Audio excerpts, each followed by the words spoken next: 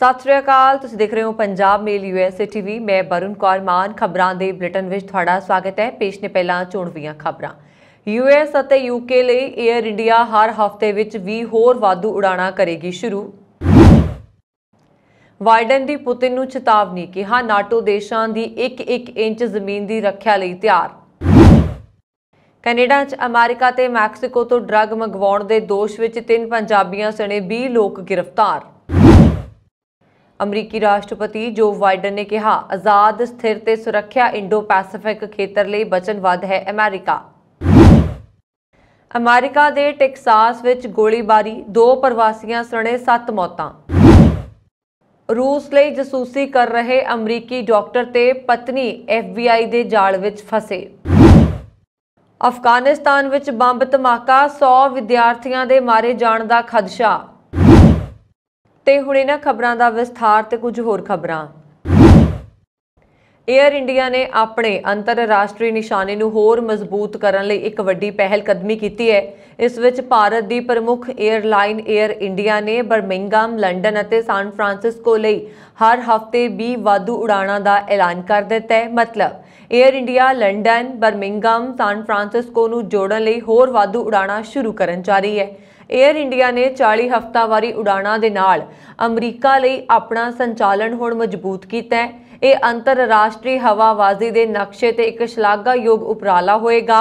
ਹੁਣ ਇਹਨਾਂ 3 ਗਲੋਬਲ ਮੰਜ਼ਲਾਂ ਲਈ ਵਾਧੂ ਉਡਾਣਾਂ ਇਸ ਸਾਲ ਅਕਤੂਬਰ ਤੋਂ ਦਸੰਬਰ ਤੱਕ ਪੜਾਅਵਾਰ ਢੰਗ ਨਾਲ ਸ਼ੁਰੂ ਕੀਤੀਆਂ ਜਾਣਗੀਆਂ। यूके ਬਰਮਿੰਘਮ ਲਈ ਹਫ਼ਤੇ ਵਿੱਚ 5 ਵਾਧੂ ਉਡਾਣਾਂ, ਲੰਡਨ ਲਈ 9 ਵਾਧੂ ਉਡਾਣਾਂ ਅਤੇ ਸੈਨ ਫਰਾਂਸਿਸਕੋ, ਕੈਲੀਫੋਰਨੀਆ, ਅਮਰੀਕਾ ਲਈ 에ਅਰ ਇੰਡੀਆ ਹਫ਼ਤੇ ਵਿੱਚ 6 ਵਾਧੂ ਉਡਾਣਾਂ ਭਰੇਗੀ, ਜਿਸ ਨਾਲ ਗਾਹਕਾਂ ਨੂੰ ਹਰ ਹਫ਼ਤੇ 5000 ਤੋਂ ਵੱਧ ਵਾਧੂ ਸੀਟਾਂ ਦੀ ਪੇਸ਼ਕਸ਼ ਕਰਨ ਦੇ ਯੋਗ ਹੋਏਗਾ ਅਤੇ ਜਿਸ ਵਿੱਚ ਕਨੈਕਟੀਵਿਟੀ, ਸਹੂਲਤ ਅਤੇ ਕੈਬਨ ਸਪੇਸ ਦੇ ਮਾਮਲੇ ਵਿੱਚ ਕਾਫੀ ਵਿਕਲਪ ਯਕੀਨੀ ਬਣਾਏਗੀ। ਇਸ ਤੋਂ ਇਲਾਵਾ ਬਰਮਿੰਘਮ ਨੂੰ ਹਰ ਹਫ਼ਤੇ 5 ਵਾਧੂ ਉਡਾਣਾਂ ਮਿਲਣਗੀਆਂ, 3 ਦਿੱਲੀ ਤੋਂ ਅਤੇ 2 ਵਾਧੂ ਅੰਮ੍ਰਿਤਸਰ ਤੋਂ।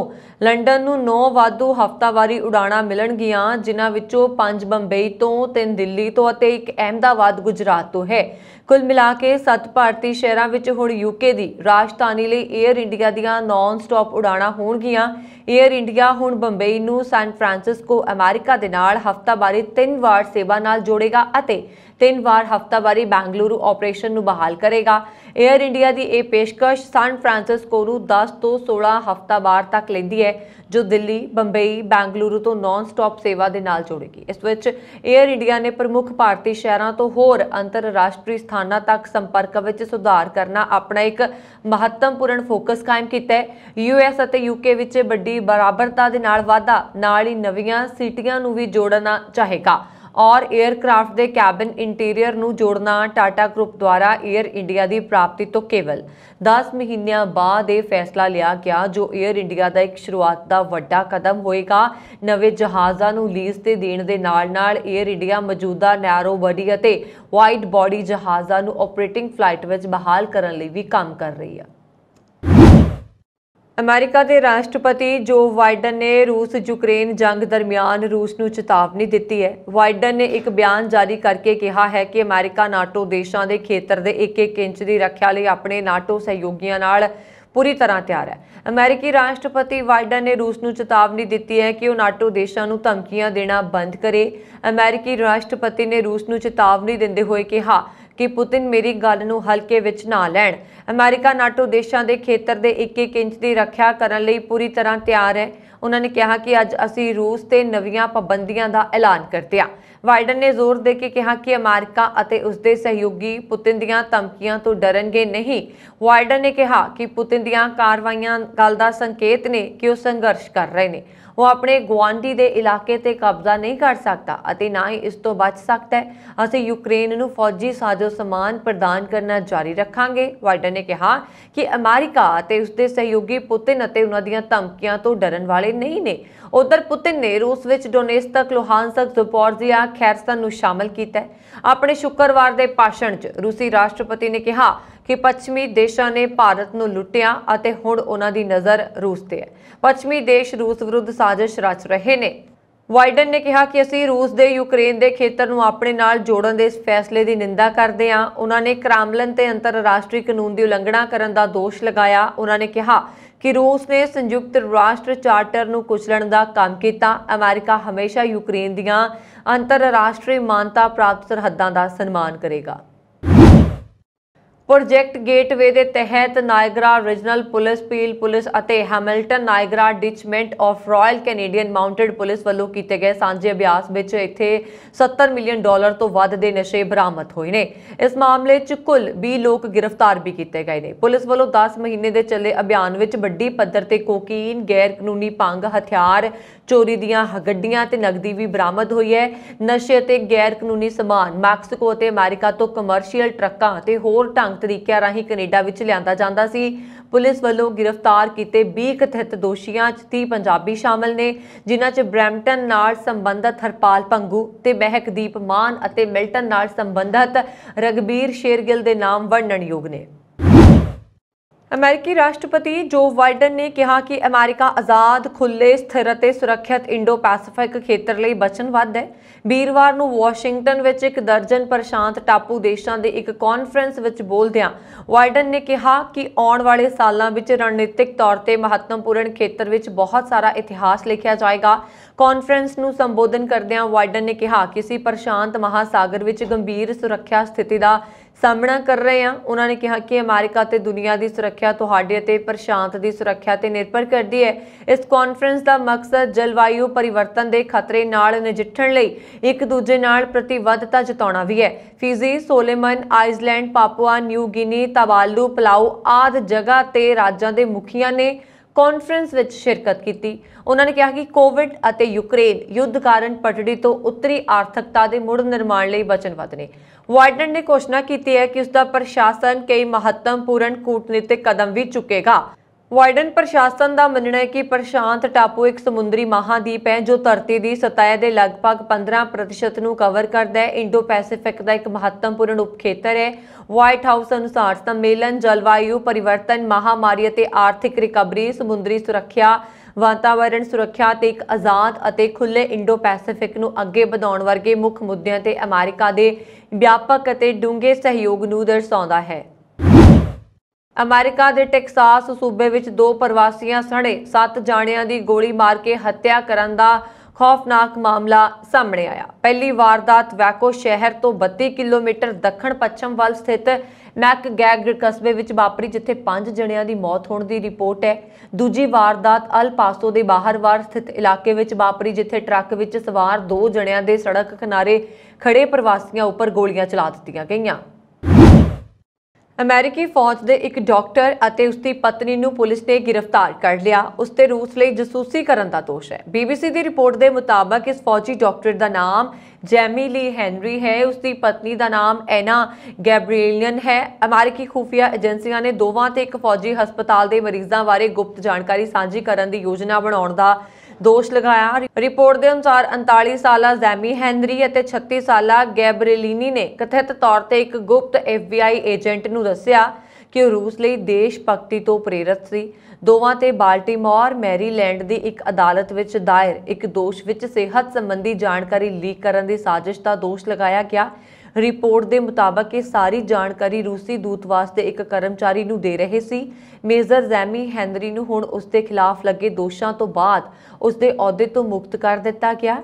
हेनरी ने वड्डे फौजी फोर्ट ब्रैग हस्पताल विच काम किया, जदों कि उसकी पत्नी ग्रैब्लियन उत्ते बाल्टीमोर के जॉन्स हॉपकिंस हस्पताल बारे जानकारी लीक करने का दोष है, जिथे वह काम करती है। गैब्रिएलियन ते यह भी दोष है कि उसने एजेंट को दस्सिया कि उसने यूक्रेन की फौज को अमेरिका द्वारा दी गई पिछली सिखलाई बारे जानकारी सांझी की है।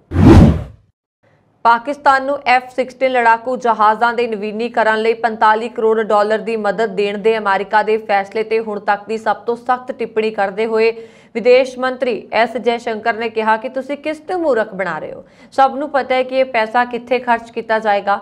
हालांकि जयशंकर ने यह टिप्पणी वाशिंगटन विच अमेरिकी भारतीय भाईचारे वालों आयोजित एक समारोह की, पर इस विच अहमियत इसलिए भी है क्योंकि संयुक्त राष्ट्र महासभा की बैठक में शामिल होने लई गए विदेश मंत्री 3 दिन उत्थे रहे अते अमरीकी विदेश मंत्री एंटनी ब्लिंकन समेत बहुत सारे महत्वपूर्ण लोगों को मिलिया।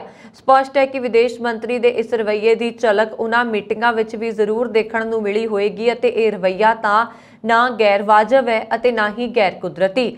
ਅੱਤਵਾਦ ਦੇ ਸਵਾਲ ਤੋਂ ਪਾਕਿਸਤਾਨ ਦਾ ਲਾਪਰਵਾਹ ਰਵੱਈਆ ਸਭ ਜਾਣਦੇ ਨੇ। ਭਾਰਤ ਹੀ ਇਸ ਦਾ ਮੁੱਖ ਸ਼ਿਕਾਰ ਨਹੀਂ ਹੋਇਆ, ਹੋਰ ਦੇਸ਼ ਵੀ ਇਸ ਦੇ ਗਵਾਹ ਰਹੇ ਨੇ।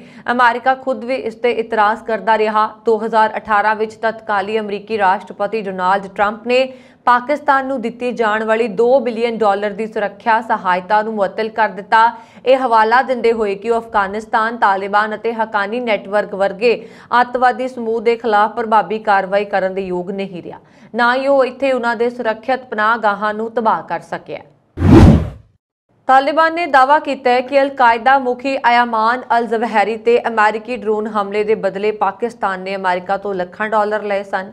ਤਾਲਿਬਾਨ ਨੇ ਕਿਹਾ ਕਿ ਉਸ ਕੋਲ ਇਸ ਦਾਅਵੇ ਨੂੰ ਸਾਬਤ ਕਰਨ ਲਈ ਕਾਫੀ ਸਬੂਤ ਨੇ। ਜ਼ਿਕਰਯੋਗ ਹੈ ਕਿ ਅਮਰੀਕਾ ਨੇ ਅਫਗਾਨਿਸਤਾਨ ਵਿੱਚ ਇੱਕ ਅੱਤਵਾਦ ਵਿਰੋਧੀ ਹਮਲਾ ਕੀਤਾ, ਜਿਸ ਵਿੱਚ ਉਸਾਮਾ ਬਿਨ ਲਾਦੇਨ ਦਾ ਡਿਪਟੀ ਅਤੇ ਅਲ-ਕਾਇਦਾ ਦੇ ਨੇਤਾ ਦੇ ਰੂਪ ਵਿੱਚ ਉਸ ਦਾ ਉੱਤਰਾਧਿਕਾਰੀ ਅਲ-ਜ਼ਵਾਹਿਰੀ ਮਾਰਿਆ ਗਿਆ ਸੀ। ਵਿਸ਼ਵ ਸੈਰ ਸਪਾਟਾ ਦਿਵਸ ਮਨਾਉਣ ਲਈ ਆਯੋਜਿਤ ਇੱਕ ਮੀਟਿੰਗ ਨੂੰ ਸੰਬੋਧਨ ਕਰਦਿਆਂ ਅਫਗਾਨਿਸਤਾਨ ਵਿੱਚ ਤਾਲਿਬਾਨ ਸਰਕਾਰ ਵਿੱਚ ਉਪ ਵਿਦੇਸ਼ ਮੰਤਰੀ ਸ਼ੇਰ ਮੁਹੰਮਦ ਅਬਾਸ ਸਤਨਕਜ਼ਈ ਨੇ ਦਾਅਵਾ ਕੀਤਾ ਹੈ ਕਿ ਪਾਕਿਸਤਾਨ ਨੂੰ ਅਮਰੀਕੀ ਮੰਗਾਂ ਨੂੰ ਪੂਰਾ ਕਰਨ ਦੇ ਬਦਲੇ ਵਿੱਚ ਲੱਖਾਂ ਡਾਲਰ ਮਿਲੇ ਨੇ। ਇਹ ਦਾਅਵਾ ਕਰਦੇ ਹੋਏ ਕਿ ਉਸ ਦੇ ਦਾਅਵੇ ਦਾ ਸਮਰਥਨ ਕਰਨ ਲਈ ਵੀਡੀਓਜ਼ ਹੋਣ ਦਾ ਦਾਅਵਾ ਕਰਦੇ ਹੋਏ ਸਤਨਕਜ਼ਈ ਨੇ ਕਿਹਾ ਕਿ ਸਬੂਤ ਇਸ ਗੱਲ ਦੀ ਪੁਸ਼ਟੀ ਕਰਦੇ ਨੇ ਕਿ ਕਿਵੇਂ ਪਾਕਿਸਤਾਨ ਨੇ ਅਮਰੀਕਾ ਨੂੰ ਆਪਣੇ ਹਵਾਈ ਖੇਤਰ ਦੀ ਵਰਤੋਂ ਕਰਨ ਦੀ ਆਗਿਆ ਦਿੱਤੀ। ਤਾਲਿਬਾਨ ਨੇ ਪਹਿਲਾਂ ਵੀ ਦਾਅਵਾ ਕੀਤਾ ਹੈ ਕਿ ਜ਼ਵਾਹਿਰੀ ਨੂੰ ਮਾਰਨ ਲਈ ਅਮਰੀਕੀ ਡਰੋਨਾਂ ਨੇ ਪਾਕਿਸਤਾਨ ਹਵਾਈ ਖੇਤਰਾਂ ਦੀ ਵਰਤੋਂ ਕੀਤੀ ਸੀ। ਪਾਕਿਸਤਾਨ ਨੇ ਇਸ ਦਾਅਵੇ ਨੂੰ ਜ਼ਿੰਮੇਵਾਰ ਡਿਪਲੋਮੈਟਿਕ ਅਭਿਆਸ ਨਿਯਮਾਂ ਦੀ ਉਲੰਘਣਾ ਦੱਸਿਆ ਸੀ। ਤਾਲਿਬਾਨ ਦੇ ਇਸ ਤੋਂ ਪਹਿਲਾਂ ਦਾਅਵੇ ਤੇ ਪਾਕਿਸਤਾਨ ਦੇ ਵਿਦੇਸ਼ ਮੰਤਰਾਲਾ ਦੇ ਬੁਲਾਰੇ ਅਸੀਮ ਇਫਤਾਖਰ ਅਹਿਮਦ ਦੀ ਪ੍ਰਤੀਕਿਰਿਆ ਸਾਹਮਣੇ ਆਈ ਸੀ। ਕੈਨੇਡਾ ਦੀ ਸੱਤਾਧਾਰੀ ਲਿਬਰਲ ਪਾਰਟੀ ਲਈ ਖਤਰੇ ਦੀ ਘੰਟੀ ਵੱਜਦੀ ਹੋਈ ਦਿਖਾਈ ਦੇ ਰਹੀ ਹੈ, ਕਿਉਂਕਿ ਤਾਜ਼ਾ ਸਰਵੇਖਣ ਵਿੱਚ ਸੰਕੇਤ ਮਿਲ ਰਹੇ ਨੇ ਕਿ ਸੱਤਾਧਾਰੀ ਪਾਰਟੀ ਦੇ ਵੋਟ ਬੈਂਕ ਨੂੰ ਖੌਰਾ ਲੱਗਣਾ ਸ਼ੁਰੂ ਹੋ ਗਿਆ। ਕੰਜ਼ਰਵੇਟਿਵ ਪਾਰਟੀ ਦੇ ਲੀਡਰ ਦਾ ਅਹੁਦਾ ਸੰਭਾਲਣ ਮਗਰੋਂ 1 ਮਹੀਨੇ ਤੋਂ ਵੀ ਘੱਟ ਸਮੇਂ ਵਿੱਚ ਪੀਅਰ ਪਾਇਲਾਵਰ ਕੈਨੇਡਾ ਵਾਸੀਆਂ ਦੇ ਹਰਮਨ ਪਿਆਰੇ ਨੇਤਾ ਬਣਦੇ ਹੋਏ ਦਿਖਾਈ ਵੀ ਦੇ ਰਹੇ ਨੇ। ਇਸ ਮਾਮਲੇ ਵਿੱਚ ਉਹਨਾਂ ਨੇ PM ਜਸਟਿਨ ਟਰੂਡੋ ਨੂੰ ਵੀ ਕਹਿੰਦੇ ਨੇ ਕਿ ਪਛਾੜ ਦਿੱਤਾ ਹੈ। ਪ੍ਰਵਾਸੀਆਂ ਦਾ ਆਸਰਾ ਨਾ ਹੋਵੇ ਤਾਂ ਕੈਨੇਡਾ ਦੀ ਆਬਾਦੀ 'ਚ 9 ਗੁਣਾ ਵਾਧਾ ਵੀ ਸੰਭਵ ਨਹੀਂ। ਜੀ ਹਾਂ, ਸਟੈਟਿਸਟ ਕੈਨਾ ਦੇ ਤਾਜ਼ਾ ਅੰਕੜਿਆਂ ਦੇ ਮੁਤਾਬਕ ਮੌਜੂਦਾ ਵਰ੍ਹੇ ਦੀ ਦੂਜੀ ਤਿਮਾਹੀ ਦੌਰਾਨ ਮੁਲਕ ਦੀ ਆਬਾਦੀ ਵਿੱਚ ਹੋਏ ਵਾਧੇ 'ਚੋਂ 94% ਨਵੇਂ ਪ੍ਰਵਾਸੀਆਂ ਦੀ ਆਮਦ ਕਰਕੇ ਸੰਭਵ ਹੋ ਸਕਿਆ। 1 ਜੁਲਾਈ ਨੂੰ ਕੈਨੇਡਾ ਦੀ ਆਬਾਦੀ 3,99,30,000 ਤੇ ਪਹੁੰਚ ਗਈ ਅਤੇ 1 ਅਪ੍ਰੈਲ ਦੇ ਮੁਕਾਬਲੇ 0.7% ਵਾਧਾ ਹੋਇਆ। ਅਫਗਾਨਿਸਤਾਨ ਦੀ ਰਾਜਧਾਨੀ ਕਾਬੁਲ ਵਿੱਚ ਤਾਲਿਬਾਨ ਬਲਾਂ ਨੇ ਵੀਰਵਾਰ ਨੂੰ ਪੁਲਿਸ ਹਿਰਾਸਤ ਵਿੱਚ ਇੱਕ ਔਰਤ ਦੀ ਮੌਤ ਤੇ ਈਰਾਨ ਵਿੱਚ ਵਿਰੋਧ ਪ੍ਰਦਰਸ਼ਨ ਦੇ ਸਮਰਥਨ 'ਚ ਔਰਤਾਂ ਵੱਲੋਂ ਕੀਤੀ ਜਾ ਰਹੀ ਰੈਲੀ ਨੂੰ ਖੰਡਾਉਣ ਦੇ ਲਈ ਗੋਲੀਆਂ ਚਲਾਈਆਂ। ਅਫਗਾਨਿਸਤਾਨ ਅਤੇ ਈਰਾਨ ਦੋਹਾਂ ਦੇਸ਼ਾਂ ਵਿੱਚ ਕੱਟੜਪੰਥੀ ਇਸਲਾਮੀ ਸਰਕਾਰਾਂ ਔਰਤਾਂ ਤੇ ਸਖਤ ਡਰੈਸ ਕੋਡ ਲਾਗੂ ਕਰਨ ਲਈ ਧਾਰਮਿਕ ਪੁਲਿਸ ਦੀ ਵਰਤੋਂ ਕਰਦੀਆਂ ਨੇ।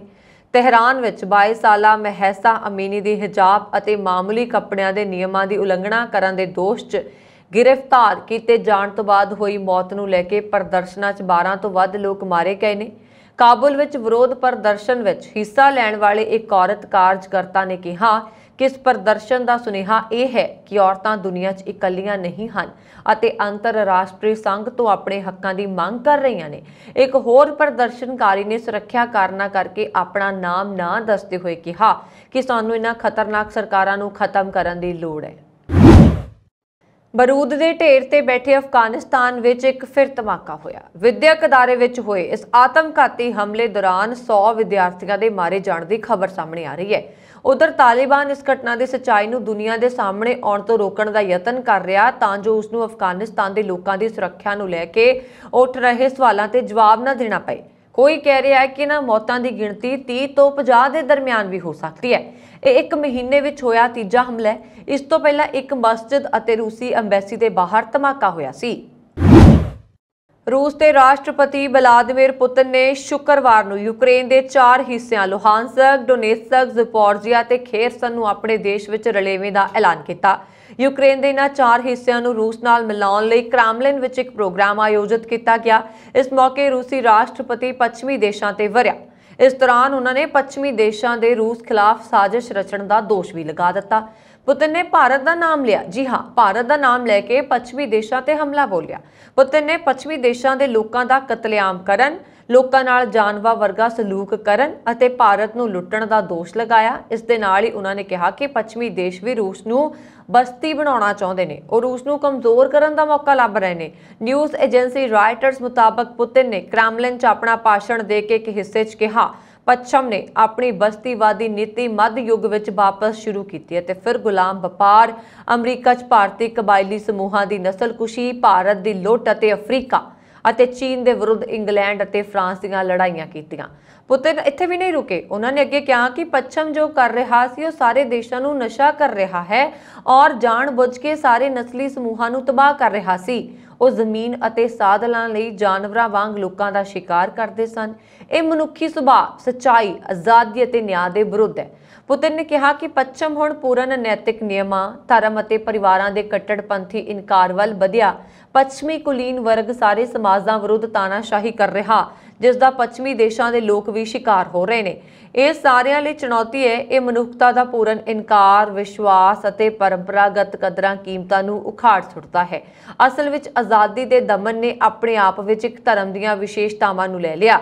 ਇਹ ਪੂਰਨ ਸ਼ੈਤਾਨਵਾਦ ਹੈ। ਪੁਤਿਨ ਨੇ ਕਿਹਾ ਸੰਯੁਕਤ ਰਾਜ ਦੁਨੀਆ ਦਾ ਇਕਲੌਤਾ ਦੇਸ਼ ਹੈ ਜਿਸ ਨੇ 2 ਵਾਰ ਪਰਮਾਣੂ ਹਥਿਆਰਾਂ ਦੀ ਵਰਤੋਂ ਕੀਤੀ ਹੈ, ਜਿਸ ਦੀ ਉਦਾਹਰਣ ਜਾਪਾਨ ਵਿੱਚ ਹੀਰੋਸ਼ੀਮਾ ਅਤੇ ਨਾਗਾਸਾਕੀ ਦੀ ਤਬਾਹੀ ਦੁਆਰਾ ਦਿੱਤੀ ਗਈ ਹੈ। ਪੁਤਿਨ ਨੇ ਕਿਹਾ ਅੱਜ ਵੀ ਜਰਮਨੀ, ਜਾਪਾਨ, ਕੋਰੀਆ, ਗਣਰਾਜ ਅਤੇ ਹੋਰ ਦੇਸ਼ਾਂ ਤੇ ਇਸ ਦਾ ਕੰਟਰੋਲ ਹੈ ਅਤੇ ਉਸ ਸਮੇਂ ਨੂੰ ਉਹਨਾਂ ਨੂੰ ਬਰਾਬਰ ਦਰਜੇ ਦਾ ਸਹਿਯੋਗੀ ਦੱਸਦਾ ਹੈ।